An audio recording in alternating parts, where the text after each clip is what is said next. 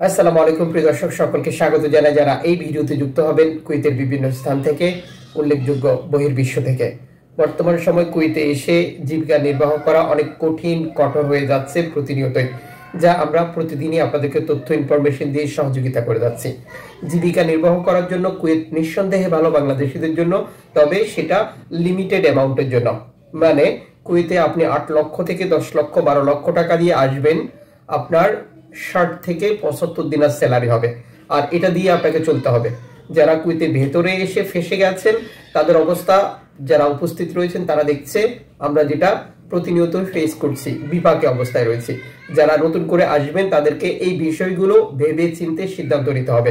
মনে রাখবেন, সফলতার গল্প 99% এর মধ্যে 1%, আর বাকিটা হচ্ছে ব্যর্থতার গল্প, পরাজয়ের গল্প, বিটে মাটি বিক্রি করার গল্প, ধার দেনার গল্প, সুদের উপরে টাকার গল্প, কিস্তি নেওয়ার গল্প।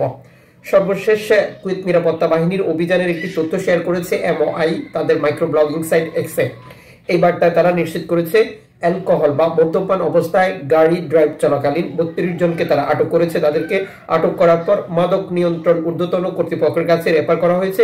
কুয়েতের আইন অনুযায়ী তাদের বিরুদ্ধে ব্যবস্থা নেওয়া হবে।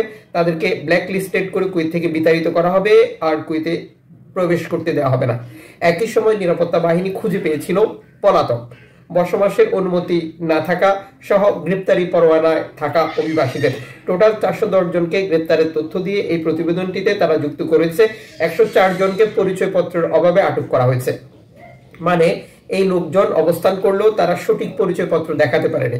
টোটাল ব্যাপারটা হচ্ছে তারা অবৈধভাবে অবস্থান করছে, বৈধতা নেই।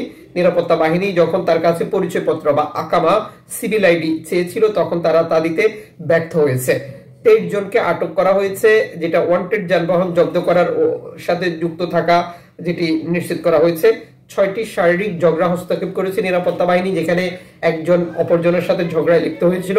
174টি ট্রাফিক দুর্ঘটনা এবং 4টি হিট অ্যান্ড রান মামলা পরিচালনা করেছে। 4633টি ট্রাফিক আইন লঙ্ঘন জারি করেছে একই সময় তারা এই অভিযান চলাকালীন, এবং এই খাত সংশ্লিষ্ট আরো নানান পদক্ষেপ যুক্ত ছিল।